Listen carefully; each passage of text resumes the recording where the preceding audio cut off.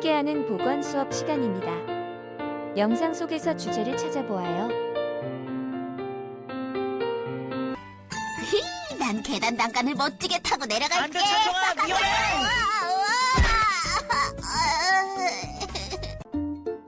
야, 기범아, 우리 시험관으로 굴리기 시합하자. 선생님이 장난하지 말라고 하셨잖아. 조심해서 하면 돼. 지금 선생님도 안 계시잖아. 그럼 정말 한 번만 하는 거다. 야, 야,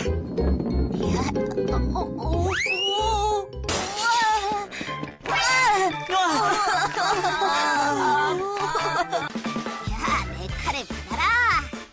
야, 찬성아, 과학 시간에 장난하다 선생님한테 혼나고도 미술 시간에 또 장난이니? 졸립고 심심한데 그럼 어떡해? 내 칼을 받아라. 하지마, 제발 하지 말라니까. 테니 막아봐, 찬성아.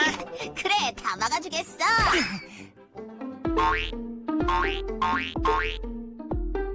야, 공이 학교 담 넘어 나갔네. 분명 차도로 갔을 거야. 어떡하지?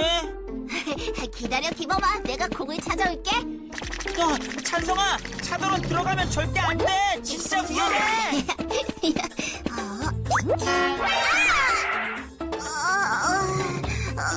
오늘은 응급처치에 대해 공부해보아요. 응급처치의 중요성을 알고 응급상황에 대처할 수 있게 공부해봅시다. 우리 주변에서 흔히 일어날 수 있는 사고입니다. 사고나 위험한 상태가 발생하지 않도록 주의를 기울여 예방하는 것이 최선이지만 사고는 순식간에 일어나지요. 그래서 오늘은 생활 속 응급처치를 배워봅시다.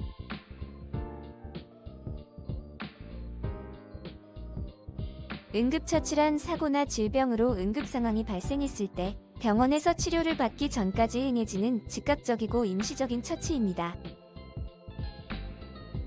응급처치는 다른 사람의 고통을 감소시켜주고 생명을 구하며 빠른 시간 내에 회복될 수 있도록 도울 뿐 아니라 합병증을 최소화하기 때문에 중요합니다. 선생님은 오늘 응급처치의 내용을 1년 동안 우리 친구들이 보건실을 가장 많이 방문했던 순으로 정해보았어요. 첫 번째로 상처 치료에 대해 알아봅시다. 상처 치료는 왜 중요할까요? 먼저 피부의 기능을 알아보아요. 피부는 세균과 유해물질 등을 우리 몸속으로 들어오지 못하게 막아주는 보호의 역할을 합니다.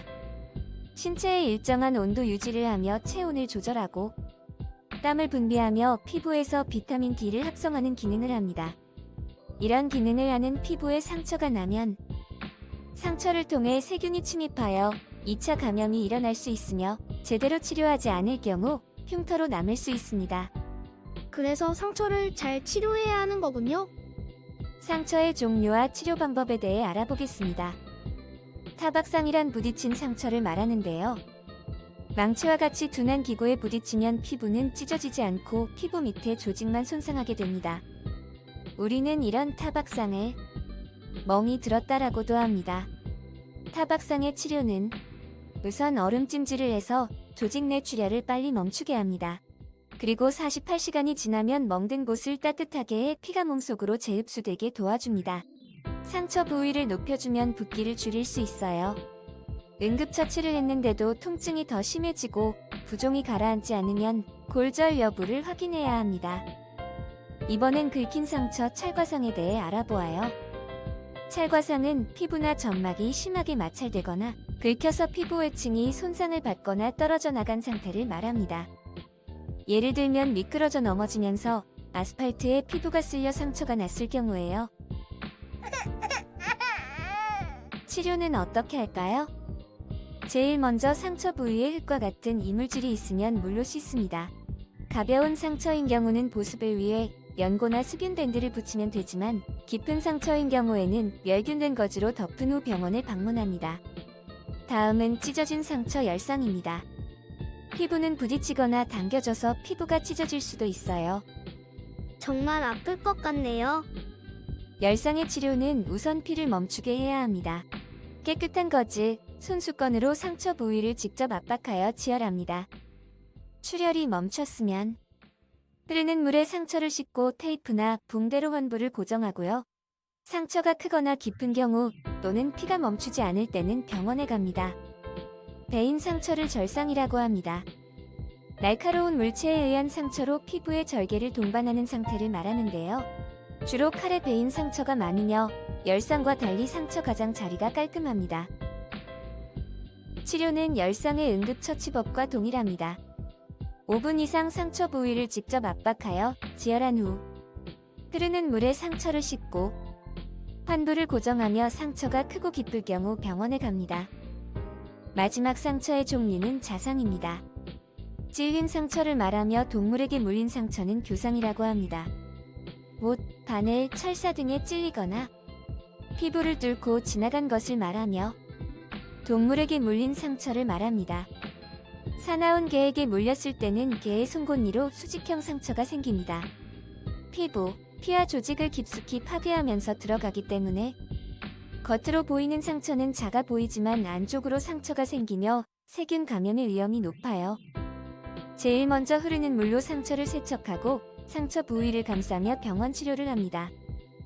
피부에 상처가 났을 때 응급처치를 정리하면 지혈을 하고 세척 및 소독을 한 뒤 드레싱으로 상처 부위를 고정합니다. 피부 손상 시 병원을 가야 할 때를 아는 것이 중요합니다. 상처에 유리 조각 등 이물질이 박혀 있는 경우, 구부러지는 관절 부위에 상처를 입었을 때, 상처가 넓고 틈이 많이 벌어졌을 때, 사람이나 동물에게 물려서 상처가 생긴 경우에는 병원에 가야 합니다. 영상을 정리해봅시다. 자자자 패스. 아이고 잘한다. 자 간다. 에이, 패스. 자 한 번 더 패스. 아이고 좋다. 자 패스.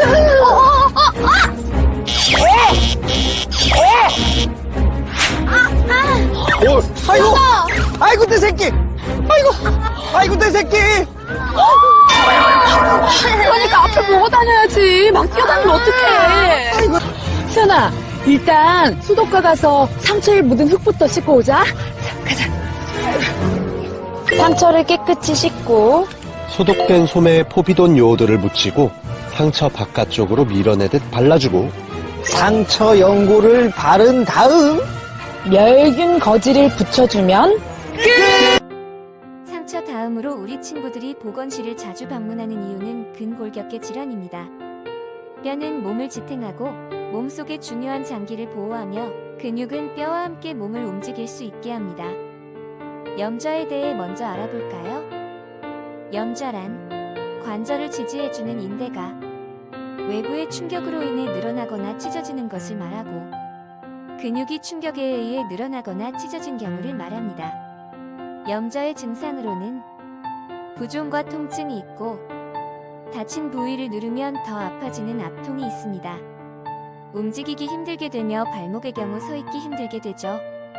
탈구에 대해서도 알아봅시다. 손을 정면과 옆면에서 찍은 엑스레이 사진입니다. 새끼손가락 뼈가 제 위치를 벗어났어요. 마지막으로 골절에 대해 살펴볼까요?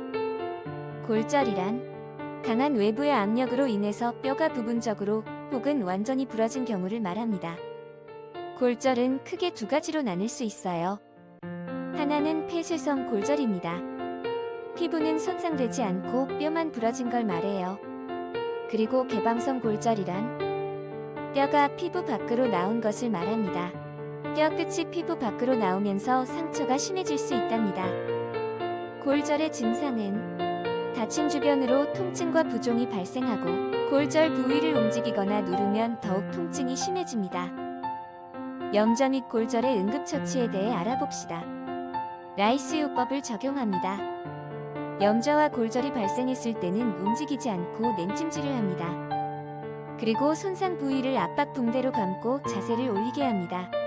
48시간이 지나면 혈액순환을 돕도록 온찜질을 합니다. 발목의 염좌는 잘 치료하지 않으면 만성이 되기 쉽습니다. 발목 염좌를 예방하는 방법을 알고 평상시에 실천해봅시다. 근력의 유연성을 기르고 평탄하지 못한 곳에서는 조심합니다. 영상을 보며 골절에 대해 복습해 보아요. 외부의 힘으로 뼈가 부러지는 것을 골절이라고 하는데요. 골절은 뼈가 부러지면서 피부 밖으로 튀어나오기도 하지만 상처 없이 피부 안에서 부러졌을 경우가 더 많아요. 또 뼈가 부러지면 부러진 뼈가 매우 날카로워 주위의 근육과 인대, 피부에 상처를 입힐 수도 있어요. 지안아, 절대로 움직이면 안 돼? 그래, 지현아, 절대로 움직이지 마. 선생님이 가서 볼목 가져올게. 선생님, 이쪽으로.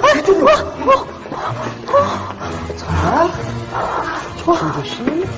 다친 다리가 움직이지 않게 조심조심. 조심조심.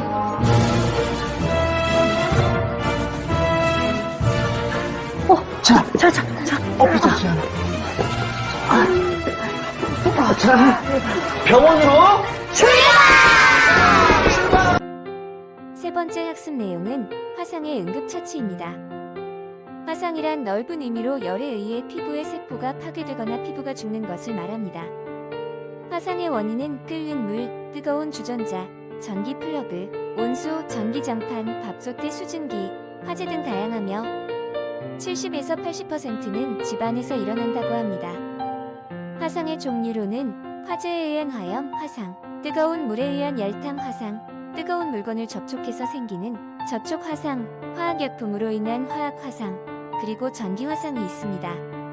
더 나아가 햇빛에 의해 화상을 입을 수도 있고 뜨겁지 않아도 장기간 사용하면서 생기는 저온 화상이 있습니다. 화상은 피부의 손상 범위와 깊이에 따라 분류를 합니다. 물집은 생기지 않고 통증과 함께 피부만 빨갛게 되는 1도 화상. 2도 화상은 대부분 물집이 형성되고 피하 조직의 부종을 동반하며 심하게 아픈 통증을 느낍니다. 3도 화상은 피부의 모든 층, 신경까지 파괴되어 통증을 느끼지 못하는 경우가 많고 피부가 회색이나 수처럼 까맣게 보이게 됩니다. 피부가 변형되고 운동장애를 남길 수 있어요. 영상으로 1도 화상은 피부가 붉게 변하면서 뜨거운 느낌이 들고 콕콕 쑤시듯 아파요. 여기에 물집이 생기고 심하게 아픈 경우는 2도 화상. 3도 화상은 피부가 모두 손상되어 피부가 흰색 또는 검은색으로 변하며 신경까지 손상되어 아프지 않아요. 4도 화상은 피부는 물론 근육, 신경 및 뼈 조직까지 손상되어 무척 아프답니다. 화상의 응급처치를 확인해 보아요. 화상을 입게 되면 곧바로 차가운 물에 20분 이상 상처를 식힙니다. 열을 충분히 식힌 후 연고를 바릅니다. 화상의 응급처치에서 주의할 사항은 민간요법으로 상처를 악화시키지 않는 거예요. 상처가 감염될 수 있기 때문입니다. 그리고 상처를 식힌다고 얼음을 직접 화상 부위에 올리면 안 됩니다. 아유, 이렇게 쌀쌀한데 무슨 캠핑을 한다고. 아유, 아버지, 그래도 수연이가 좋아하잖아요. 아이, 그렇지만, 아유, 쌀쌀해요. 아버님, 따뜻한 커피라도 한 잔 드실래요? 에이, 좋지. 에이,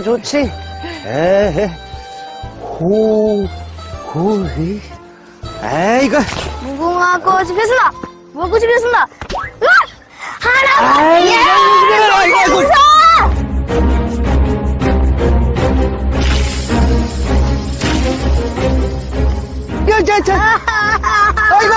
아이고, 이거 어떡하나. 화상을 입었을 때 제일 먼저 열을 식히게 해야 하는데요.